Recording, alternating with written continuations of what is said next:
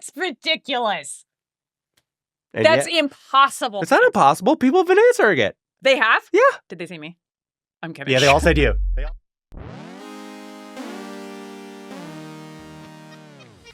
This is Good One. I'm Jesse David Fox, senior writer at Vulture and author of Comedy Book. My guest this week is Rhea Seehorn. We talk about her breakthrough role on Better Call Saul, but really focus on her tour de force performance on Apple TV Plus's Pluribus. Rhea is an actor's actor, someone who relishes in putting in the technical work to get a scene exactly right. It was a thrill to dig in how she makes a show as wild as Pluribus work. So, here is Rhea Seehorn. I'm here with Rhea Seehorn. Thank you for joining me. Hi, thanks for having me. So, the first question I ask, what is the funniest, strangest, or most fascinating thing that happened to you this week? Okay, so, well, I mean, a lot of lovely things going on, but I did have, I had a funny conversation with my mom this week, just that,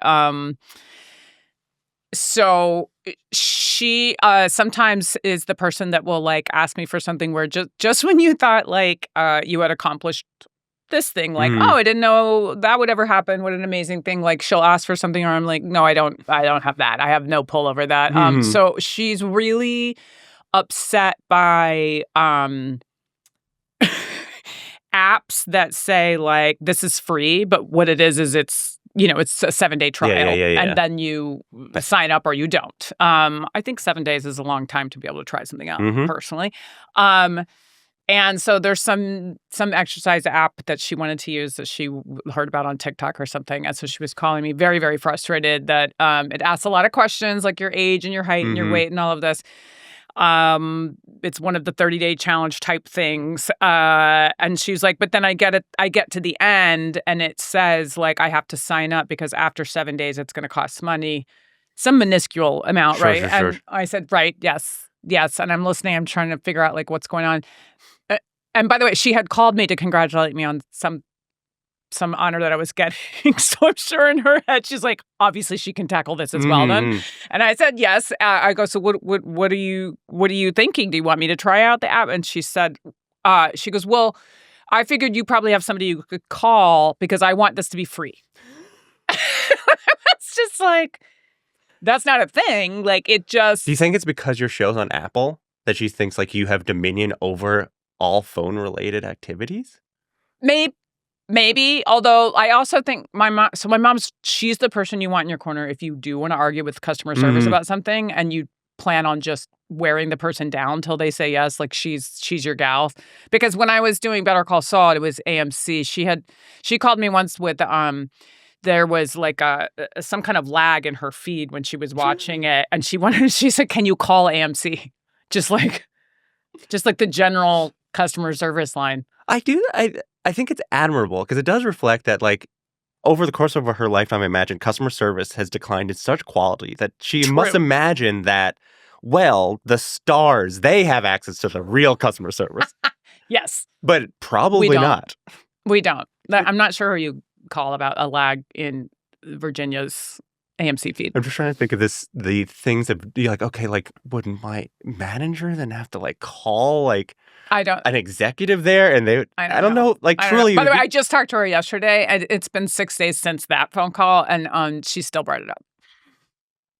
She's like, she was like, so I think she's just going to try like a bunch of them each for 7 days. Yeah. And by the way, just before you think I'm a terrible daughter, I said, well, I'll just pay it if you're worried about the pay.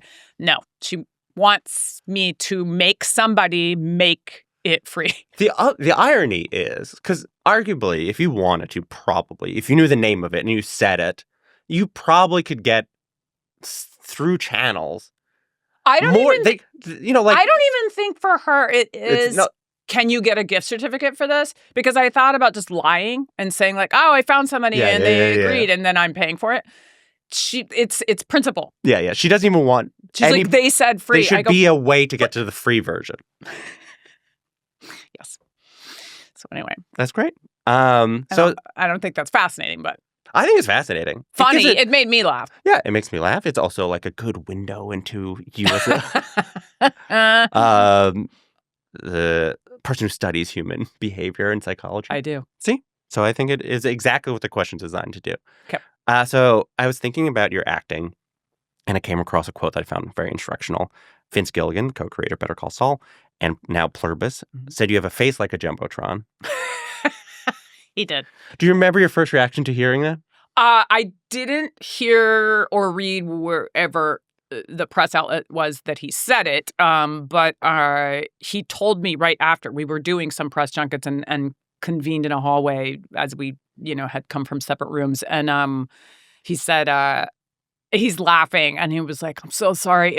He was like, "I'm pretty sure what I just said is not going to be taken in the right context." I said, "What?" And he was like, "I said you have a face like a Jumbotron." I said, "What?" And he said he meant that that you can read what I'm thinking, that like that I have thoughts going. He was like, "I meant it as a compliment," and I know he did, but I do give him crap about it now because I think ultimately it's like. Because of if you project a face onto the Jumbotron, the smallest gestures seem huge because they're on a Jumbotron. Right. And that is something that I think you are quite good at. I think he's correct. Thank Do you remember when you learned how to do this or learned that you can do this? I think that so I started in theater, and when I had first come out to New York, well, I was doing theater in DC, and then I was doing theater in New York. And when you would do on-camera stuff, you'd hear this, I think, crap where people are like, "Well, theater people are big; they're all too big." Mm-hmm. And I'm like, no, it depends on what size space you're doing. I do things very differently if it's a black box theater with 30 people that's close to me versus 300 people, or doing arena stage where you've got people on four sides and stuff. And I bring all that up just to say that I was aware that the intentions and the the tools and the prep that you're doing, it's the same. But if you need to tell a story to somebody very far away, then you need to be able to do it with body language. And when it's right here, you can afford to play it with more nuanced and tinier gestures. And also, they get magnified. So I watched my early stuff on purpose to see like, oh, Jesus, what I thought was a very small gesture is magnified when it's that close. And then over the years, I just I think getting the great fortune of getting to work as much as I have, and repeatedly with the same writers and directors often, is I was afforded the ability to start trusting what I was doing, and I was also being that was being affirmed at the same time. And Vince Gilligan and Peter Gould, who co-show ran Better Call Saul, would tell me all the time that like I don't need to project exactly what the audience should feel right now. I'm allowed to just play the thoughts. So I guess it's two-way. It's learning to trust myself, and then being in an environment where that was emboldened and empowered. There's one example that I landed on, which I think you have the ability to do the world's smallest smile. Okay. And if you'll indulge me, you can't say no. Okay. Can you, looking to that camera, start from neutral? Well, now it's going to shake because I'm going to be laughing. Okay. This is like I'm the director now. Okay. Start from neutral and smile as small as possible. As small as possible. And look to them so they can Only see. if you try first. Okay, that's fair. Okay. I'm going to be much worse at it. So it'll be good to set a baseline of what a person who's bad at it doing. Okay. Did it feel like I was smiling? Did you smile? See, so I think okay, let me try again. Okay. I think I can't do it. See, in my head, I was like, well, I'm moving my lips up. Yeah. But it wasn't, you didn't read it. Where you can, this is yours. But you could also do the like smile like with your eyes, like where somebody can tell you're amused, but you want it to be actually the mouth. So if I tried, I think if anything, my eyes would be more tipping the hat that I'm doing it. So I was like, maybe if I just did the lips. So it's like, but then I'm just like. That looks like you're curious. Well, look, I'm not the actor. Okay, I'll try. Okay.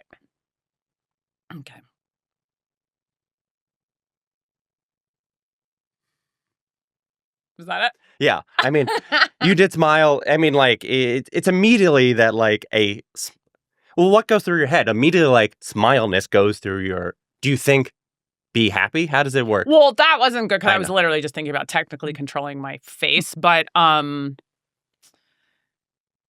I know it comes more from like what you're supposed to be thinking. And then I think the thing that's keeping it suppressed is in like actor hoo-ha lingo is like, well, what's the obstacle? She doesn't want anybody else in the room to know that she's smiling, or she's surprising herself by it. So I guess it's like you have done a smile that small. It's about thinking to yourself like, well, what inspires that? Like maybe it's listening to something that's it's funny or it's wry, but it isn't about laughing out loud. It's more just like, well, that's strange or whatever. Yeah. It's like imagining what it was like when you laughed while reading a book, but you didn't make any noises because you were reading a book. Right.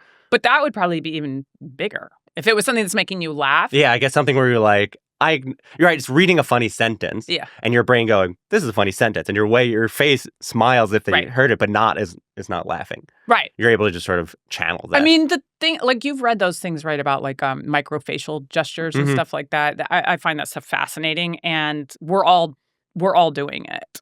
What I'm doing is sitting down and studying a variety of things I think that my character might think or feel when given certain circumstance, then try to be, present and react to it. But you've done all the things I'm doing. You're just not necessarily practiced in doing them on command. Yeah.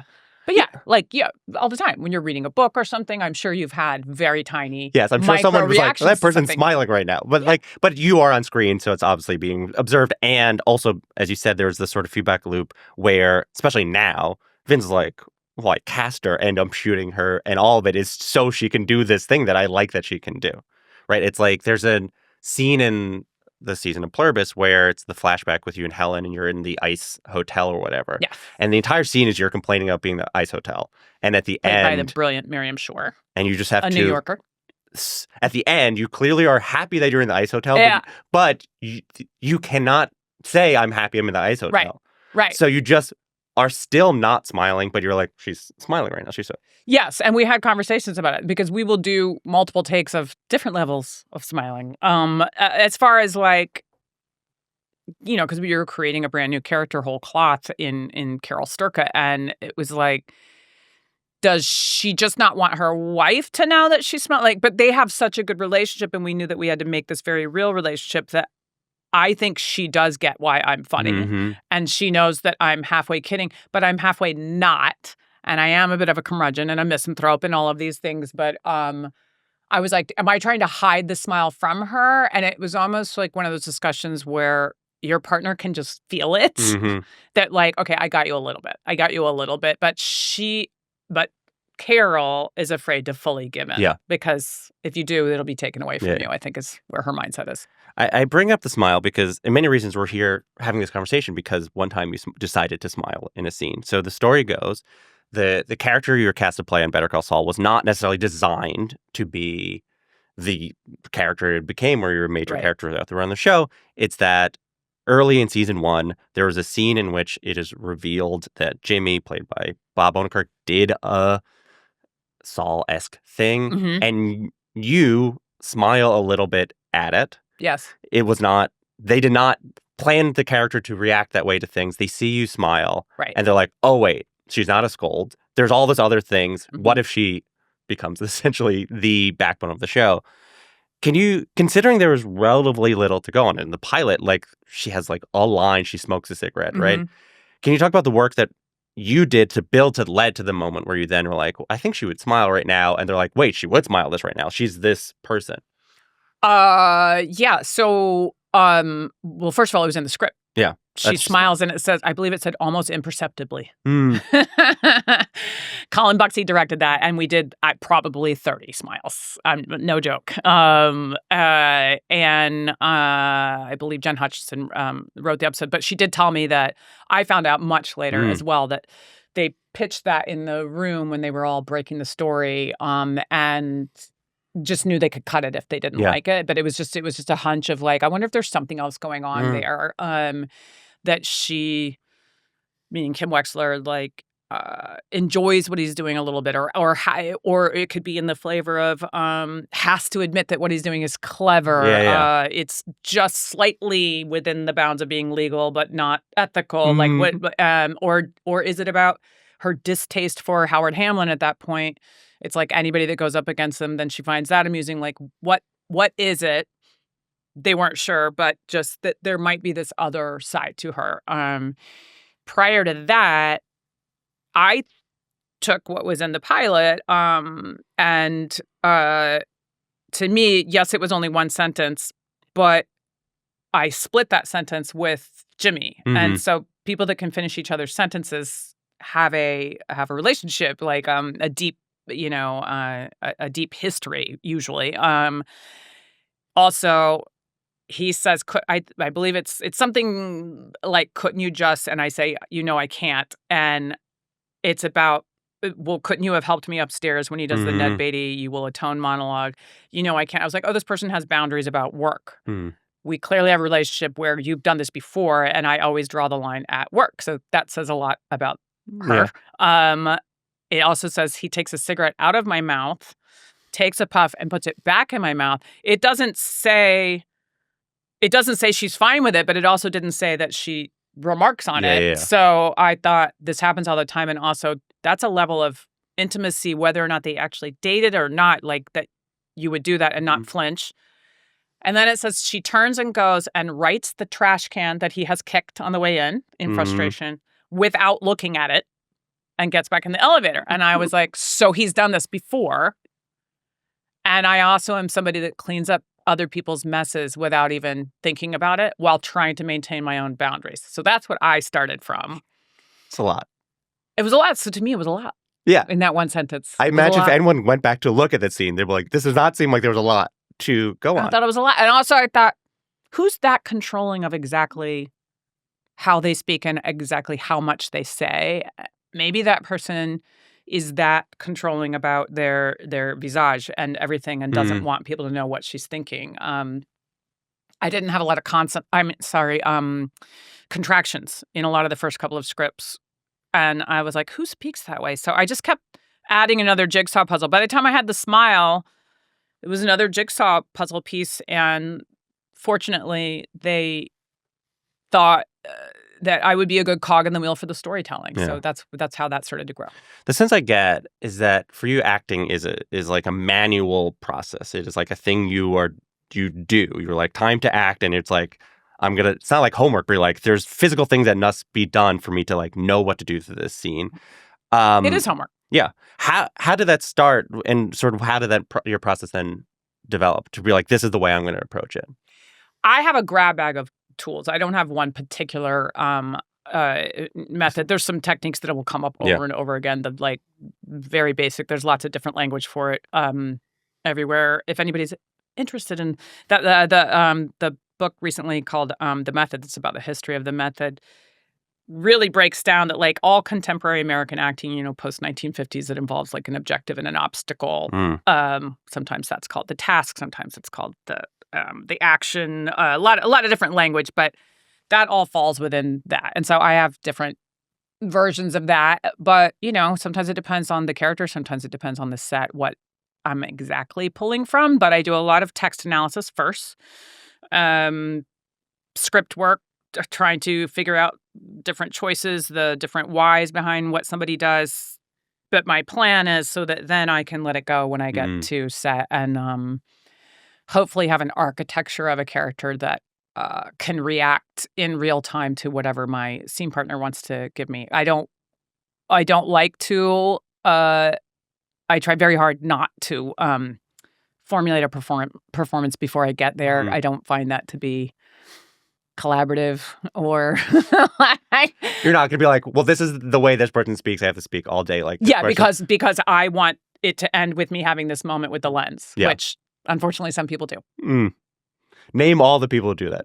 No. None of the people on my show currently. That's nice. None of the people on my last show. But it's just you want to do enough homework that you can be free when you get there. And so it's always been that way. I prepare the exact same way, whether it's 2 lines or all the lines, or in the case of Pluribus, no lines. Yeah. You studied painting and then acting concurrently, and I'm always curious with people who do 2 completely different art forms. Do you approach both art forms differently, or do they represent completely different sides to you? Like, what is or was your painting like? I still paint. I constantly do things with my hands. I'm constantly making things. I think they come from the same place. I mean, one requires no approval by committee, so it's a nice outlet. Can you guess which one?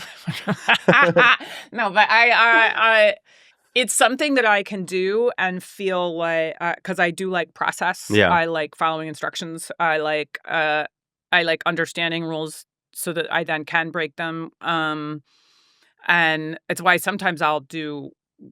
Yes, I paint and sculpt and draw, but sometimes to deal with anxiety, because I have a lot of anxiety issues, I will purposely do things that are like paint by numbers or Lego sets, because I like following instructions a lot.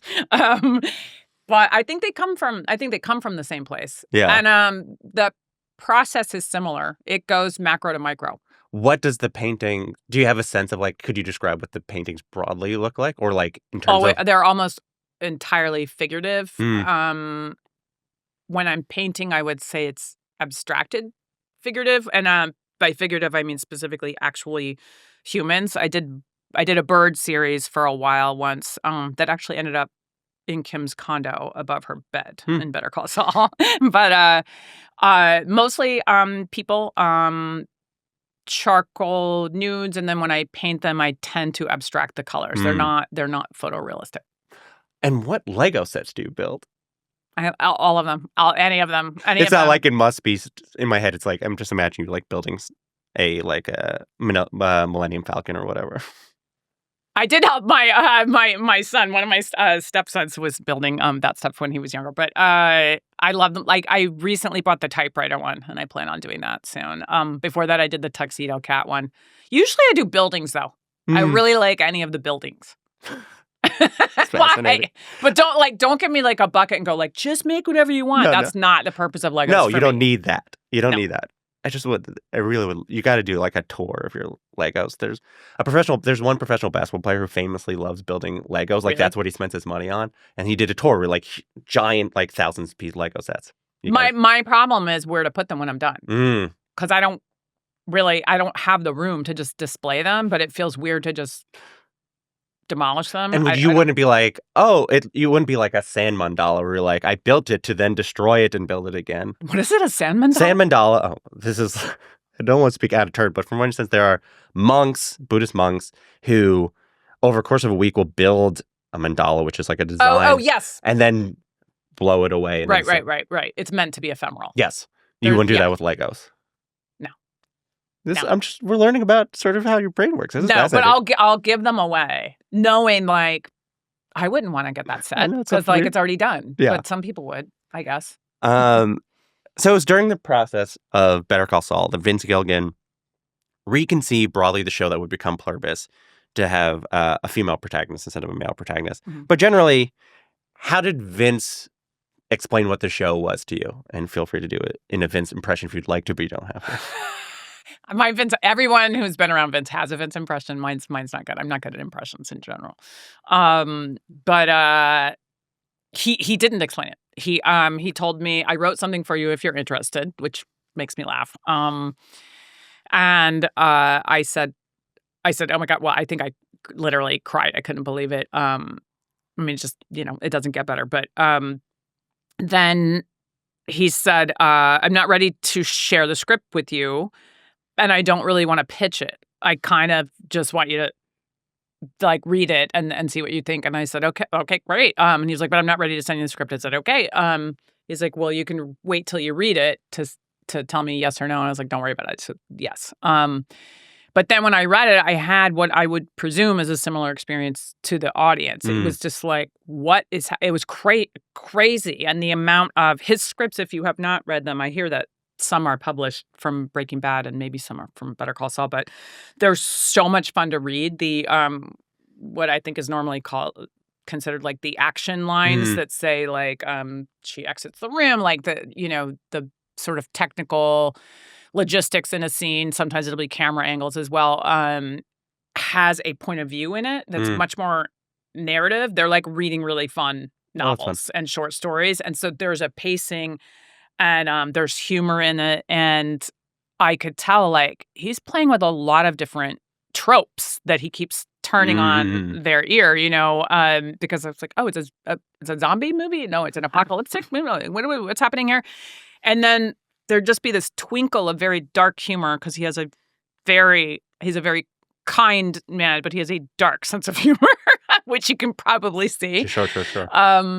But then at other times it was just psychologically devastating, and it just kept making me think. And I remember being very curious about like, well, what is day 2? Because I only had the first script for a long time. It's like I don't understand. Like, so she just lives alone for the rest of her life. What's happening here?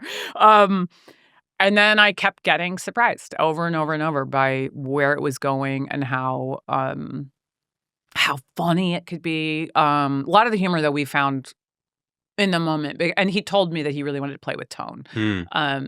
So we did a lot of scenes where we would play with how dramatic this moment can be and still live in the same world as how comedic this moment is, so that the tone is deceptively difficult, and he's definitely a master of it. It is a thing that I think probably, and I bet the tone plays for different people differently. Can you remember, I believe Vince said he doesn't know what the show is, meaning like, what is this tone? Is this like a farce? Is this like a satire? Is this like actually like, do you remember if it was there a day where like, oh, we think it's sort of this space? Yeah, I mean, we would in the pilot.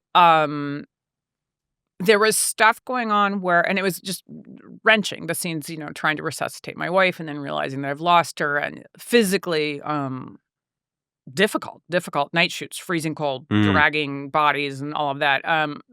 But by the time that the neighbor's kids come over, and it's scary and it's weird, and it's got this nod to The Shining and all of this stuff. But the more Vince and I would drill down on because it was very important to him that as fantastical as this world is now, this sci-fi element to the story, how real and normal can we make me? Because I am sort of the audience's access point to go down this rabbit hole. And how much of a real reluctant hero can we make her? Like, if this really happened tomorrow to you or me, I love it when people are like, she drinks a lot. And I was like, I would have drank more. Like, seriously? Your wife's dead. Your career's done. If you the forget whole world's her gone. As a character in a TV show, she's like, there is a little bit of like, oh, what, I gotta save the world now? Yeah. Like, I mean, and those of us, sadly, who have experienced tremendous grief, like getting up off the floor is a heroic feat some days. Like, so anyway, we were trying to like drill down on like, what would you really do? And in that moment with the kids coming at me, I had tried to do my homework and then be available on the day, but I'm like, what would actually be at your disposal? She's holding a rock, but I'm not going to like bash. She's not somebody who can suddenly bash in kids' skulls. Exactly, like that seems a bridge too far. But I don't know. I don't know. She at that point doesn't even know if these are people that would eat you. She doesn't understand. Like, are they going to stab me? And so I didn't have anything at my disposal, and just ended up doing some kind of gesture that was like shooing them. And Vince just started laughing. And we did keep that take. And then there was other things that happened when I'm talking to the television as well, where I think that was a moment where he and I realized the funny in this is definitely going to be how honest you can be in these exceptionally bizarre circumstances. And then also the Carolina Widra is so great at playing Zosha in this, I mean, very challenging role. And we knew immediately there's almost a Laurel and Hardy thing. Their energy is so polar opposite that the more Carol gets wound up and angry, the funnier it is. No matter how truthful I'm being about my anger, it's funny because she looks like a toddler having like a fit next to this person who's very calm. I think it really gets to that at the end of the day, like playing it as true as possible dramatically is also playing as true as possible comedically. Like Vince laughs because like it's like, oh, laugh because that does feel real to him. And that's, you need that feeling to ground this show. Right. And that's how sort of like it makes sense on both ends. Like, is there a difference broadly in performing comedy or drama to you? Yes and no. I've had this conversation and recently with some directors and actors. Tone is one of the most important things in a show or a film, and one of the hardest to drill down on. And by that, I mean, like, if you're doing a farce, if you're doing like Ab Fab, which was brilliant, that comedy is slightly different than the moments that are funny and sentimental value of a brilliant film. And the actor does have to be aware that of timing. Like I am aware observationally of when something, even though I'm being truthful, I can't go. There's times when you can't tip it all the way to like being in a Mike Leigh film. Although we did when you talk about like the resuscitation stuff. So that's what I'm saying. Like it is hard. I'm preparing the same for a comedy versus a drama, but I just asked this to my friend the other day. I said, would you cry in a scene where you're crying about something? Would you cry the same way in a sitcom versus a Scorsese film? And I don't mean qualitatively one is better than the other. Yeah. I'm talking about knowing what show literally you're in. On technical level. Yeah. Just technically, do you know what show you're in? Chekhov versus Noise is Off. One's not better, but you do have to be aware. And yet, your stakes should be the same, and your prep is the same. And so this is it's a terrible answer. I once told somebody that was really struggling in a broad comedy that I was doing with her. I said, I think at the end of the day, when you're in a broad comedy, the audience can never worry about you as an actor. They should not be like, is that person going to be okay? I think I have asked literally every actor that I've had on the show about this, and do they have good answers? It's really hard. So the closest was I asked John C. Reilly, who obviously has done the most extreme versions of both, right? Absolutely. And the sort of whatever gray middle, and he's like, Talladega Nights. Yeah, that's a very different comedy than and I think than what we're doing in Pluribus. But he's like ultimately, I do think that the audience, when watching a comedy, capital C comedy, wants to see a light in the eyes of the performer that says they're having fun. Now, it could be imperceptible. Ultimately, the same thing. Like a lot of what we're talking about is but like somewhere in the prep you're probably doing, it's probably also like, and have fun when you're doing the scene. Right. And you don't be like, don't play having fun, but literally have a sort of, and I don't know. I don't know what it's like. You're absolutely right. Because that's the other half to what I'm saying of like, I can't be actually worried that this actor is going to harm themselves. You know what I mean? Like in a comedy. Yeah. It's heightened. There's a heightened level to even experiencing the trauma if you're in a capital C comedy. And then there's satire, and then there's the sort of high satire stuff is harder because it's like you're committing to this tone which demands ultimately, like it's like if you watch like a Yorgos Lanthimos most movies, whatever, this person for whatever reason has people talk like this and you have to talk like this, and that's committing to it. I think it's like Pluribus.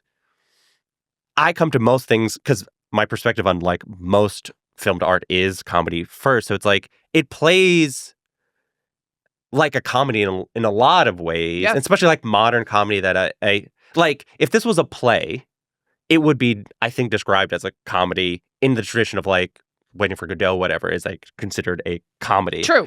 Right? And if it played in theater, people would be laughing at it. Right. But like, this is not to get into like how should we categorize Emmys wise. I just think it's sort of like, it's an interesting thing to be like, where do these things live? How do you play it? Does it matter? Does it not matter? And most of the things that I like as a viewer are absolutely hybrids. Yeah. Like, you'd be hard pressed to say. I mean, certainly there's some Kieślowski stuff that I think is set drama, definitely. But a lot of it's, I mean, sentimental value, which I absolutely love. Like, yeah, it's a drama, but it's got a lot of comedy in it. Better Call Saul had a ton of comedy in it. I do think Pluribus is often hilarious, but it is a drama. Yeah. It is. For years, Hollywood saw you as a comedy actor. Do you have a sense of why? I think completely just because I did a lot of sitcoms. And then you then self-perpetuating. Yeah. I mean, when I was doing theater, I did just as much comedy as drama, and it wasn't a big deal to go back and forth. I think most people would expect that you can do both. I don't know the answer to the tried and true question of, like, how come lots of comedy performers can do drama, but it doesn't always go the other way. I don't know the answer to that. Something has to do with being able to hear timing. I think some people do have almost like a tin ear to timing. But I was doing a show here at Playwrights Horizons when I got asked to come out to screen test from a videotape for a sitcom called I'm With Her, and then ended up getting that job, and the show got picked up. Moved to LA and did that show for a year. We did 23 episodes for a season. And I'm pretty sure we got canceled because we were only getting like an 11.5 million per episode. Insane. Which would be a juggernaut. It is crazy to think like that show will be the most watched thing you hypothetically ever. Hypothetically, right? Let's not say that. But at any rate, like I had a blast, and then I was going to come right back to New York, but ended up getting some auditions, and that was fun. But they were all sitcoms, and then I got to do even more than aired because I did quite a few pilots that didn't get picked up. You're in the Christopher Guest in the Loop. Yeah. The sort of first attempt at an American version of what would become essentially Veep. And then I did the finale season of Veep, which was fun. Do you think that Christopher Guest series was good? Like that to me is like an example of many of the like projects that in theory you're like that needed to exist. And Mitch Hurwitz wrote it. Yeah, it's amazing. The adaptation. Do you think it should have went? No, only because I think what we filmed was very good. I would have watched it. But it was at a time when trusting that an audience could grapple with even though Arrested Development had already been a success and Christopher Guest films had been a success, I think there were a lot of people trying to do the best they could with a lot of opinions about laugh tracks, timing, taking out pauses that actually are the whole joke. And it kind of morphed into a thing that I think didn't look as much like it knew what it wanted to be. Got it. So like, that's my diplomatic. When you were like the third lead on Whitney, the Whitney Cummings NBC sitcom. I don't even know if I was the third lead. You were the fourth lead? I have no idea. You were the five. I think it was a group of five. You were one of the five. Yeah. Currently on IMDb, you're listed third. Oh, but Zoe Lister-Jones might have been third and you were fourth. I don't know. Nonetheless, this is an NBC sitcom. It was part of the sort of Thursday night must-see TV lineup. How are you feeling about your career professionally and creatively? When you were like deep in the like, this is a good comedy casting job. Yeah. How are you feeling? What do you mean? Like, how did you, were you like, I was thrilled to do it. Yeah. I loved it. I loved that character too. Yeah. That's what I'm asking. Because I think. You mean, did I start to feel like it's less than to be a sitcom actress? Yeah. Did you internalize that? I felt pretty indignant about the business and sometimes the press acting as though sitcom actors are not real actors. I mean, traditionally, you don't even see comedies in general win as many awards. Yeah. People, if you're doing it really, really well, it looks like you're not working at all. Yeah. And there's still a gap between people realizing how hard it is to do comedy very, very well. Yeah. So that it wasn't about awards so much at that time as much as like it just bugged me that a whole swath of storytelling was being cut out. That being said, there are casting directors, Bialy Thomas casting that cast me in Better Call Saul among many that didn't at all pigeonhole me, that did know that I could do drama. Yeah, I mean, it's like you and Bob Odenkirk. Like, Bob is like very much a comedy guy. He's like definitively of a generation comedy guy. What is it about Michael McKean? Yeah, most people knew him from Christopher Guest movies. So it's like he's a tremendous dramatic actor. Look at the poster for that show. You're like, that show sounds hilarious. It's a funny name. I know it's like obviously had comedy in it. Yeah. Did you and Bob have any conversations about like what is about your background in doing comedy that helped you work in a Vince Gilligan universe? No, we were aware that he does hire people who have done comedy, but he doesn't do it on purpose. You'd have to ask Vince if he actually thinks about like, oh, I bet this person, because Bob and Michael and I both have, all three of us, and then many other people on the show as well. Patrick Fabian have also done comedy that has like dark twist comedy stuff to it, and yes, we tend to be broken souls. So there's that. Right. I guess it's also Bob calls it sad clown. He needs people, like, I imagine he's like he needs people to understand when there's parts that are being funny. And it's easier. Probably. Yeah. But I'm sure it's not like carte blanche. It isn't like, I think a stand-up comedian could no. automatically be a dramatic actor. Like, I don't know. Yeah. And it's like the thing you're saying. It's like, imagine he's like, if I cast a dramatic actor for the dramatic parts, I need to know that they can do if there are comedic parts. Comic timing. Yeah. And that would be a good question to ask him, is like, because I know he's taking it from the auditions too. You know, I mean, he doesn't just stunt cast, like, you know, so the auditions mean a lot to him, and you do many, many rounds. And is he looking for the timing in those? I don't know. Or from talking to you, I don't know. We'll never know.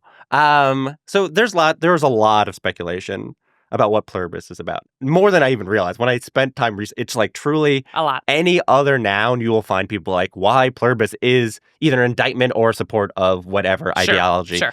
I think just sort of like, obviously AI became most popular and it doesn't make sense at all. Like, obviously the show was conceived before and it just does. You don't need an allegory for AI. Anyway, nonetheless. But I think abstractly, it is just individual or whatever an individual and collective, whatever it can mean. And you can project a lot of things onto the individual versus the collective. Right. And there are many philosophies, both Western and like Eastern, that would describe like heaven or enlightenment to be akin to something like what happens to the Pluribisians or whatever, where it's like we lose our ego and we all get subsumed into the collective. What is it about? I hadn't even thought of that. Yes. Yeah. What is it about that is not appealing to Carol? The lack of independent thought. I've said this before, but I mean, to me, like, as soon as you said, I'm never going to be surprised by anything again, like you'll never actually laugh out loud at something again, because you would already know what's coming. Yeah. You'll never read a book that you didn't already help write. You'll never see a painting you didn't help paint. You'll never hear a song you didn't help write. Like there's no sense of awe. And I had these conversations with Vince as well of like, because one of the many things he's exploring is what is a state of happiness and how important is it to pursue remaining in that space as an accomplishment in life? Because if part of your happiness comes from waking up and wanting to get better at something and wanting to fix something and wanting to work on something, then it already being done to me sounds depressing. Well, however, I'm not an idiot. I realize like no wars would be great. Yeah. And also, but like, I think some version of like a Buddhist monk would be like, all those things are like self. Their ego, they are. You're right. But I think the defense against embracing, But would that monk really be, well, I guess the animals are unaffected, so a squirrel could still do something funny that made that monk laugh, but. And hypothetically, I think. But even that monk. A pro-Pluribisian show would have the Pluribisian people just look at squirrels and laugh. They only watch squirrels on YouTube all day. That's what they do. We don't show enough of them having fun. We don't know what it looks like. Maybe we will. I don't know. But like, you're right. It all is all ego-based. But those monks, like, do they still have like, is like Chris the monk like funny? Like, do they still surprise each other? They're not even staying in enlightened the whole time. They're not in a trance the whole time, are they? Now I don't totally know. I'm basing it, but I think you didn't research this. I didn't. I think most monks are saying that it's an aspirational goal. Like they're trying to shed as much as and possible, like meditate and like you just but it's like universal consciousness, and there is a desire to be good. It's like trying to figure out like I'm basing this all. There's a Buddhist monk chef who's like somewhat famous for mastering Buddhist temple cuisine, Okay. and so I'm basing only on what she was like on a Korean cooking competition. Copy. And wait, she was competitive? Well, no. Okay. She was like, I'd like to do a good job because I'm here. But like she wanted the other people to win all the time, and she wanted to showcase this thing, and she likes to share her food, and she wants to do a good job of sharing her food because like it pleases her to make the other people enjoy a thing and to see vegetables that way. But it was not seemingly, we don't know, for them to be like, this is good, you did a good job at that. Now, who knows what's going behind the eyes? She's not looking for approval, you mean? Doesn't seem like it. But I completely believe sincerely in trying to be better at something having nothing to do with winning. Like I don't, it's not for me to want to be better and better at what I do and try to be a better and better person. It isn't at the cost of someone else. I don't need to be better at that. It's better, like I want to get better. Me, I'm competitive with myself. Is that ego or is that embracing the amount of days we have on the planet? I think it is ego in so much as an enlightened person or a Pluribusian person might be like, it doesn't matter how many days you have left on this planet. You always were and you always will be, and all you have is this sort of specific moment. Okay. I mean, I don't know where I land on it, but isn't it? You don't? I do. Before this show, yeah. I think it's sort of interesting to see a show that is taking a negative. The show's not about how Buddhism is wrong, right? But it is interesting to be like, it is interesting that the villains of this show, broadly defined, are like adhere to what many people think is like the goal of being a person. Agreed. And I do think, like, for me personally, I have become happier as I try to there's like, I can't remember the term, but essentially like not think that each person focus on individuals as individuals and say like, oh, I'm this person, I'm only this, and you're that, and we are not connected. And there's like a decent amount of philosophy about like actually the amount that we think of us as just ourselves is overstated. And and we're trading selves all the time. Right. And can you be less afraid of death when you're like, whatever is the combination that was me already existed and already will be, and my essence will be spread apart infinite or whatever. And I do think I find some peace in that idea. And so would I volunteer to be a Pluribus? I don't know. Right. It seems hard to do. And I also think what is important with the show is not to be like someone met with your character and be like, okay, so this is about to happen. Would you like to do it? Mm-hmm. All of it is being presented to her after like hundreds of millions of people die, including the one person that matters the most to her. So like, it is, especially rewatching the show, you're like, oh, it's like she's reacting to situations. Right. She's not like, this is a really weird thing and she's reacting to it, opposed to being like, what makes the most philosophical, logical sense? Right. And the show does a great job with like, using the science fiction aspect of it, like great science fiction does, as like it's forcing you to take questions that you thought were very binary, like you have a definitive, like obvious answer, and it's like, but if I pose it to you this way, would you still have the same answer? And it is, Carol's even having to deal with if everybody likes every book the same, why is that taking anything away from you having fans? Yeah. And she's like, because it's not. And I completely understand it, but it does make my brain go cuckoo when you think about like, if everybody's just as great at everything, then what's the problem? And you can extend that, and they do in the show, to relationships. Yeah. If I love you wholeheartedly, 100%, you couldn't possibly be loved more. But I also love that person and that person and that person the exact same. Why is that taking anything away from you? And it's because we want to be unique. Yeah. Well, we want to be uniquely loved. Some people do, or some people need to be uniquely loved.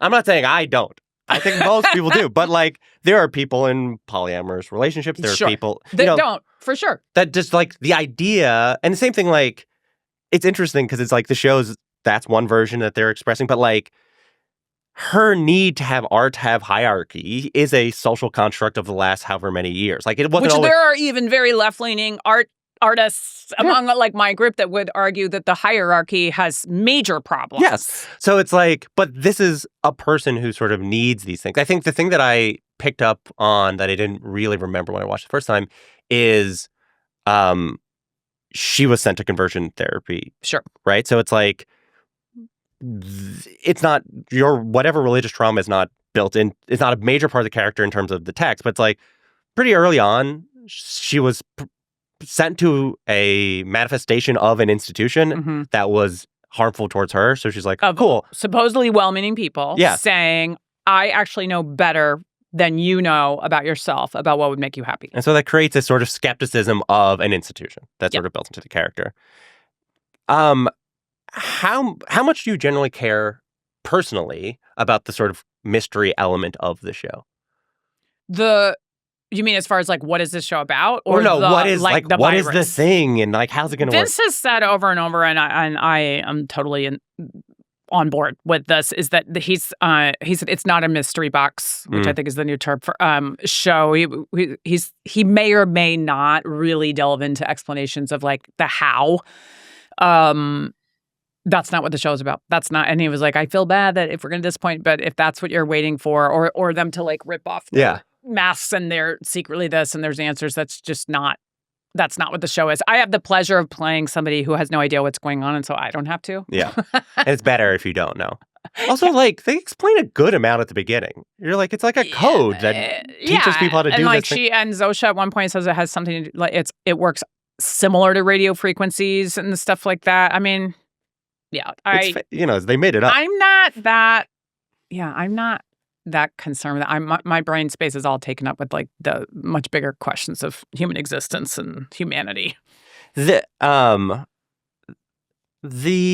humanity aspect of, so like rewatching the first episode, right? So it's like the first thing we learn about Carol is she's meeting her fans, and she's first sort of quietly in contempt of them, and then sort of like less quietly in contempt of them. But she clearly loves the partner she's with.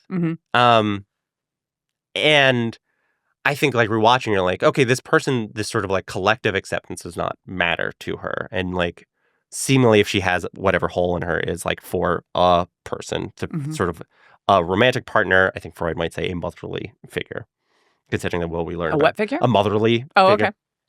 Or a surrogate for what she was lost when her mother sent her to this conversion camp. Oh, this is what I would say. I should get a pen. This all to say, that is what then plays out through the season. Like she does not care about this collective thing, but she does seem to be swayed by like one person loving her. How much is her behavior like just who she is and is playing out to the situation? How much is it reactive and like, is the situation revealing ultimately who she is at her core, or is it all a matter of just reacting to this thing? I love, as much as Vince does, the multitude of interpretations of not only the show, but my character. I did not come at the character with some of the premise that you have put out there. That's fair. I will say one thing that I do think is worth me stating my view on, which is that, because I know Vince put this in the script and told me this as well, is that Carol does not actually have contempt for her fans. Carol has contempt for herself. And it is beating people to the punch. It is that whole, she wouldn't have her books, the covers framed all over her office and keep a set of them that she can sign and give to people. she wouldn't be so devastated when she finds out that like that her wife didn't actually think that they were good. Yeah. She cares about this writing, but the fact that it is popular fiction plagues her that like, well, a real writer would do XYZ. And so if I don't think I'm worthy of it, then the fans they're just a bunch of idiots. They're a bunch of idiots, you know? And so I don't think she really has contempt for them. And I think some of that is expressed in that great scene with Jeff Hiller, who's so brilliant. You know, when she's asking like who liked my books, and he keeps saying like we like them the same as Romeo and Juliet, but we also like them the same as, you know, like some a pamphlet in Whole Foods, like whatever, you know. And so like it's she did want her writing to be considered technically good, and then she thought she needed to write the real novel that she'd been working on forever. So, but the other part of your question, I think it's both. I think some of who is the real person at the core is being revealed. Some of that is like the things you find out about yourself when you're backed into a corner. Yeah. How strong are you? What are you capable of? Those kinds of things. Where are your weaknesses? But also, she is evolving. And so are the others. You even see like a degree to, they didn't know that I was joking when I asked for a grenade. But she ends up joking with me later when we're playing croquet and when we're playing the card game. And so they are starting to get sarcasm.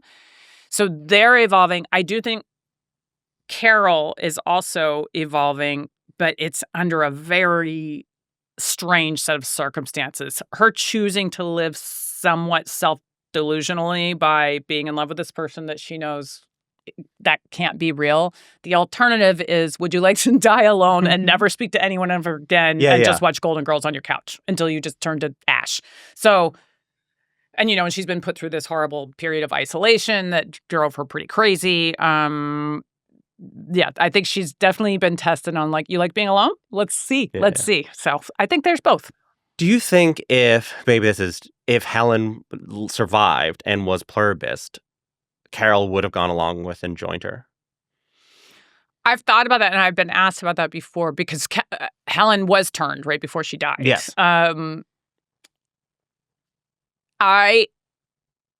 It makes me have sympathy for the character, like Lakshmi in the Air Force One scenes. Her son is right there, and he physically seems to be the same person. So to be told that's not your loved one, the part of us that does not want to believe that our loved one is gone, like it's very easy to believe why you would want to hold on to like, no, it's fine, instead of facing the alternative. So I think Carol would desperately try to believe in this new Helen for a while.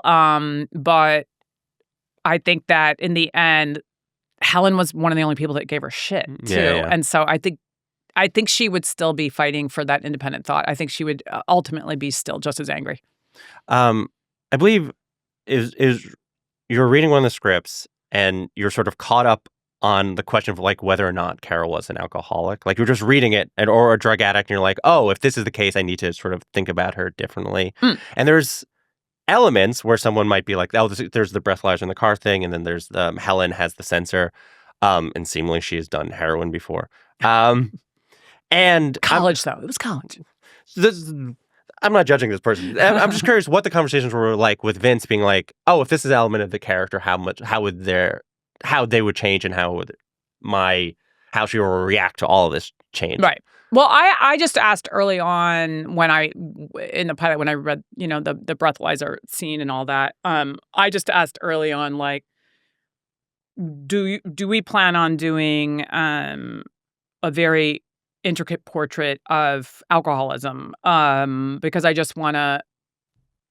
I'm gonna, you know, give them the weight that they should have. But if it's that versus, and listen, there can be arguments to be made that like if she ever got in a drunk driving incident, then she has a problematic drinking versus an actual alcoholic, how she's being labeled. Yeah.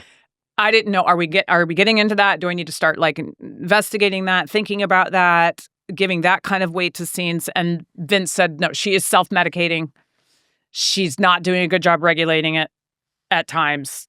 Definitely should probably seek other ways to deal with her anger, her anxiety, depression, all of it. But no, we are not there to do a portrait of an alcoholic that is going to need rehab in order to progress. Yeah. So that was just important for me to understand so that I, let that have the weight it should. Does you've talked about this publicly that your father was an alcoholic. Yeah. How much is that experience? I just said that like, hell yeah. Yeah, I don't know why yeah, of course. I saw where this was going, but like, how much is that experience? Because I do think you have a very nuanced understanding of sort of the degrees of this sort of thing, and I think some actor will be like, oh, she has a drinking problem, I'm going to play it like Leaving Las Vegas or whatever, right? To think of the most extreme example of that. Right. Like, how much does that inform what this looks like? How much just you're thinking about the use of alcohol as self-medication be informed by your experience with it? I mean, I would imagine that I'm like a lot of people that have seen the whole array of alcohol usage. I've seen it all. Got a lot of friends that are sober. Got a lot of friends that just want to moderate. Got a lot of friends that seem to have no problem, but are worried about as we age what our bodies can handle. Like it's. I can't say that it's specifically from my experience with my dad. I would just say it's just living in the world and watching how a lot of us need. There's a lot. We're constantly looking for ways to deal with our suffering, and so I just tried to look at it through that prism. Yeah, I feel like something gets lost in the Nepo baby conversation. Is that like seemingly some skill is passed on from the actor to an actor, and your dad was not an actor, but he was in counterintelligence, and I imagine that demands a certain amount of like understanding and studying of human behavior and prep and studying of human behavior, and performance in some aspect. Obviously, not for an audience. Do you think that was passed on? Do you think your approach is informed by that? I don't know. And my mom is very funny and a great storyteller, and definitely she did musicals in high school, and she's got a great singing voice. But I don't know, because my dad was also a painter, and so I've been asked like that's I don't think there is an answer to that question yet of like what is talent? Is it learned or is it genetic? I would imagine there's a proclivity towards hand-eye coordination that I may have inherited, but also when people say like I can't even draw a stick figure, you could if you'd done it as my sister Dawn and I, we both grew up like instead of your parents reading when they come home from work, my dad was drawing. So we would draw. It was just a very normal thing. Yeah. And then suddenly you're in extra art classes that other kids aren't, or my grandmother or my dad are correcting my Holly Hobby drawings, So it was just a part of my life. I don't know. Listen, we moved a lot too, even though we were civilian. We moved for government reasons. So I adapt. That's definitely something that I learned. I know, like, I can read a room and understand, like, what my cog is. Yeah. I mean, when you even saying like that, does sound like you're in counterintelligence. Yeah. I can read a room. I can know where all the exits are. Well, also, like, I don't know. Like, I wouldn't be able to pin it down to a performance thing as much as the lifestyle that was afforded, but then my sister was in all of it and she didn't want to be an actor. Yeah, that's fair. I mean, but also it's like, I guess it's curious because it does seem like at a young age, you had the skill or interest or the ability to observe people. And then like eventually you learned how to be an actor to like. I was always very, very observant and very curious about why people behave the way they behave. And we had some really bad behavior going on in my family, in my extended family. And so I was just very curious about it. I suppose that's protective to some degree because you're taking yourself out of it as soon as you're an observer. And then later it was just a source of fascination for me. But I didn't start acting till I was in college, though. Yeah. Did you ever watch the show The Last Man on Earth? Have you been asked about this? I loved it. I have not been asked about it. I'm surprised. Obviously, there's similar parallels. Yes, that's why I'm asking. Especially the episode where the episode where you are alone. You get to do like it's whatever you want. Yeah. And it's this, you steal a painting, and like obviously he is a different. That character is very different. Will Forte plays a different character. Yes. I forgot about that episode. That's right. And you're like, because I was rewatching, because like I was a big fan of that show, and I'm like, this is kind of so much isn't that, but that episode is the most like you're like singing to yourself. Now, like the subtext is sadder. No, that's never mind. That show had an extremely sad subtext as well. What is the page like? What are you doing when there's no dialogue? Like, how much is the script shorter? No, all of it. Is it like she's singing this song, but actually it's this? Like, how are you figuring out how to do the sort of silence? Well, the scripts are not shorter. The story beats are laid out, and then I'm supposed to do the sort of micro beats between those beats. But I'm doing the same amount of work as if I had dialogue. Yeah. I don't have to memorize dialogue, which is nice. Yeah. but I know that because I've seen Breaking Bad and Better Call Saul, I know that Vince is going to use storytelling just as heavily when there's no dialogue at all. Some long sequence where Mike Ehrmantraut is, repairing or looking for the bug on a tracker on a car.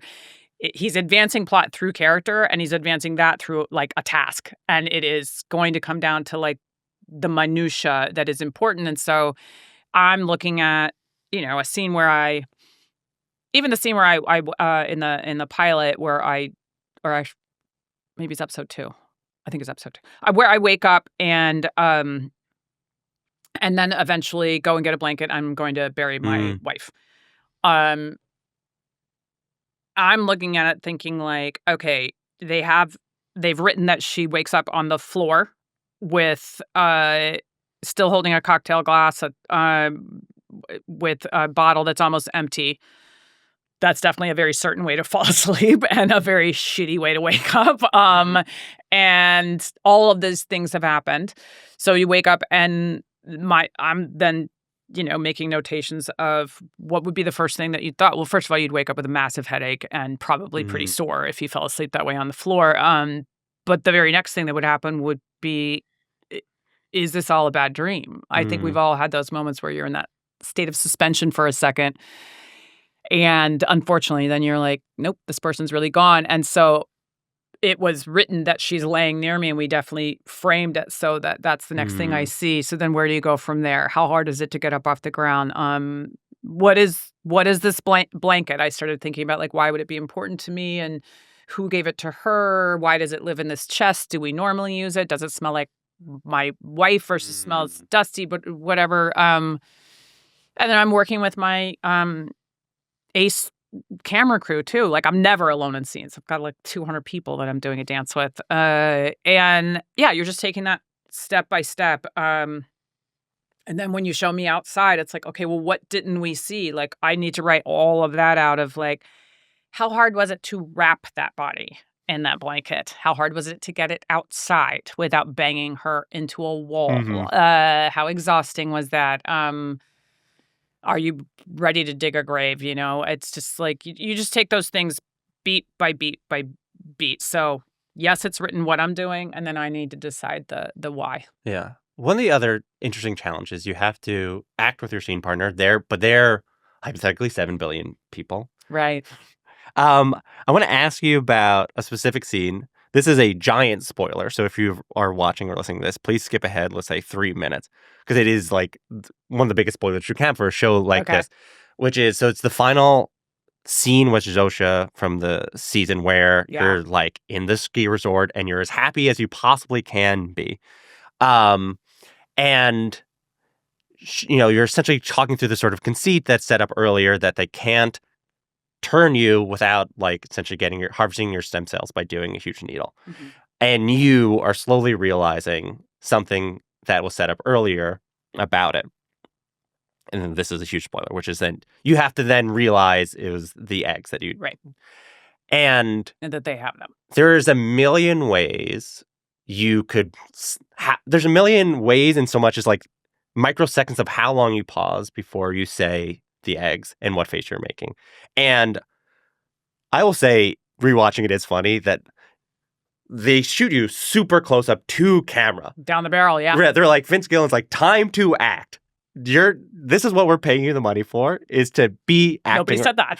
But like that's like. Can you imagine? But like this is what we're paying you for. You better be good. You better be good. This is what like they're setting up. People spend hours to get whatever that angle was. How do you approach that? Or like where it's a big, but even how do you approach that scene specifically? You don't have to be like, how do you approach a scene where you're going to get this crazy close up? But like that scene is like, I can hear worse versions of that in my head. Sure. Where they realize quicker or they take way too long. And you're like, well, this person is just like an idiot. Yeah. How did you think about it? Gordon Smith directed that. He's so great. I love him. And he's an executive producer and writer on the show too. But Vince was there as the showrunner as well. And we played it a lot of different ways, actually. We really did. We did check in on that timing, absolutely asking the questions you're asking of like, how long is too, I have a responsibility to play this, I think it was like 6-page scene to what is this dance of when the audience gets ahead of me versus I get ahead of them. She's a very smart individual, so we can't betray that. But I have a responsibility to not play the end of the scene at the top. That's not good storytelling. And Carolina, playing Zosha, also had to really calibrate how manipulative does this person look. She is delivering what is, I'm sorry, I find it like an absolute boundary crossing. I don't see any positive way to look at it, but she had to find a way that her character does believe it's positive. It's still for love. It's still to help you. But you can see on my face that I am devastated. And so then that became a dance too, because if I played it super, super, super angry, they might start shaking. So we can't have that. So I constantly have this ceiling on what I'm doing. But also, if I cry, I mean, we did some where I'm just like weeping openly. I owe my scene partner the space for what is she able to do in this, because she's not allowed to fully react, right? But she does care that she's hurt me, but she does think she's doing the best she can for me. And Caroline and I both are very much people that believe in the collaborative part of this art form. And believe me, if Vince wanted me to like cry and she has to deal with it, then that's what we would do. But we were all looking for the best way to tell the story. And in the end, I did one where I just thought this betrayal is so deep, and all the little niggling parts that Carol has had of scratching at her, going like, how dare you just like live in this delusion? This is not real. You're an idiot for thinking you could ever be happy. It's so shameful. It's so embarrassing in that moment that it felt quiet. Yeah. And that's where that delivery came from. And then we did do a couple of angles before they weren't sure if they were going to use down the barrel, but they did. Have you had conversations like that? Like the thing that this is me being very stupid about how acting works, where I'm like, no one has ever had this conversation before because there's never been zombie alien brain trust. Right.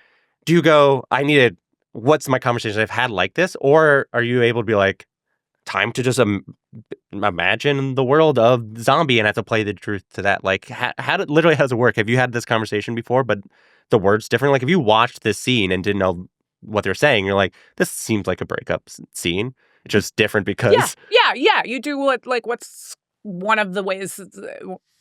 One of the things that it can be called in certain techniques is the as-ifs. And it's like, what's close to this? Like, obviously, I've never been in a zombie apocalypse, but not obviously. Maybe, but, and I did want to say, I don't want to short shift, like, I don't want it to sound like, from the previous thing that I just said, like, I don't want it to sound like we're not actors that engage with, like, she would react to anything I did. And we did try once where I was fiercely angry, sobbing. We tried ones where she was more menacing, and it was about them. It was about allowing our director and our showrunner to figure out where they want this story to be. We are game as actors to react to whatever we're supposed to react to. But the as-ifs, like I look at it like, have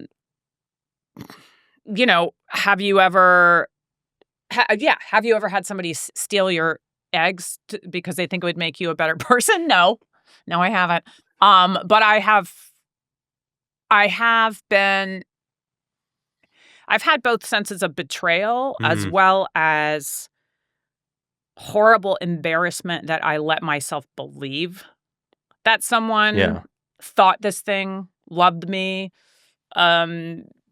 whatever offered you this, but it was actually about this, like, and the kind of embarrassment that's not public embarrassment, that's kind of embarrassment of like, I'm such an idiot for thinking that I deserve that or could have that. And I know that feeling. And so I'll think of things like that. And then my homework will just be like, what did that, so that I'm free to play it when I get there. But like just thinking about like what happens, because if you have to, let's say you have to do it 17 times, it's helpful to me to ask myself, let's think about and sometimes write out a variety of reactions one would have to that, to be defensive, and then that's how we get the different line readings to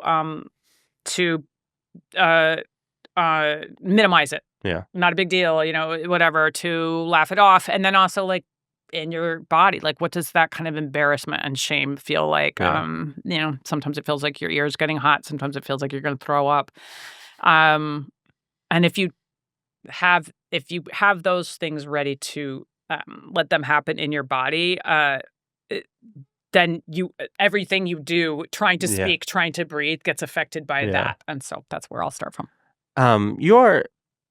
I've had a few actors in a row on this show that got a big role after the age of 40. Mm-hmm. Bryan Cranston was on recently, Evan Moss-Baccarat.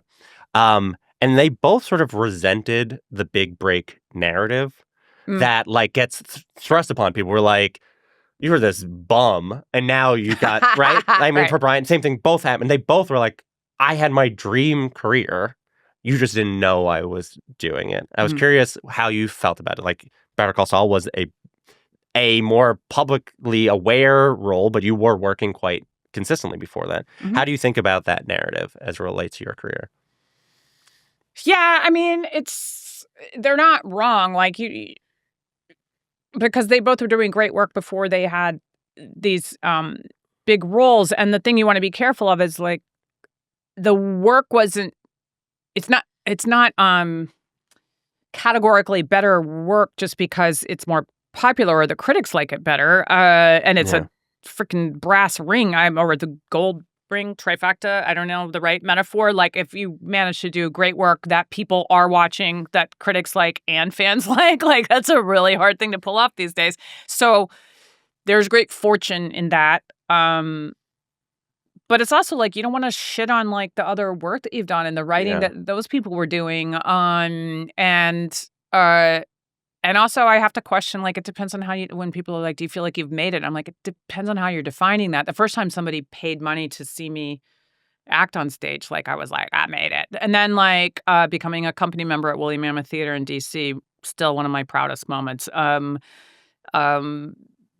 my day job and not having to go back in 6 months, like that's making it. Having done it for, 25, 30 years, whatever it is now, like that's making it. But I'd also be lying if I didn't say getting to do work that pushes you and challenges you with people that are incredibly talented and smart, saying, I believe in you and I think like you can do even more than you've done so far. Like, let's push you. It's a massive gift. And it's not, I don't belittle at all like what it means to have Vince Gilligan write a role for me, and specifically a role where he's like, let's do everything. And then being asked to do that. It's a great gift. So now it's time for our final segment. It's like a lightning round in so much as at the end, but you don't have to answer the questions quickly. It's just questions I ask every time, so I put them at the end, and I haven't thought of a different way of describing it than this whole thing that I'm currently doing. Who's the greatest actor alive? That's ridiculous. And that's impossible. It's not impossible. People have been answering it. They have? Yeah. Did they say me? I'm kidding. Yeah, they all said you. Wait, what if somebody said themselves? That would be it'd be very cool. Cool? It'd be cool. Horrific. for like to point to. Yeah. Feel like that's so impossible. Olivia Colman. Great. See? And yet you did it. Do you want to say why? look at her. Like, look at any of her work. Like, it's just she's so honest in so many different genres, tones, styles, pieces. She's just brilliant. And however you'd like to answer this question, how much money do you have or make? Are people answering that? Yeah, it's really interesting because I don't need numbers, though some people said how much they got paid to do a specific movie. But I am curious your relationship to money as a person who's working as an actor, because I do think post-strikes, it's useful to remind people like acting is a job and they should be treated as people that should be paid, because I do think the powers that be have used the fact that they're doing a dream job to make it so people get paid less and less and less. Sure. So I asked this question Sure. as a way of being like, this is a job and people think about money as they approach it in one way or the other. Yeah. So I often am making far less than people think I am.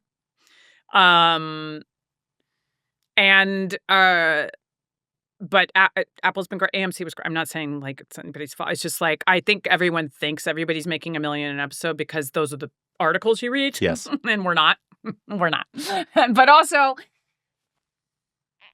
the amount of time that we're doing between seasons, you're also living off some of that money.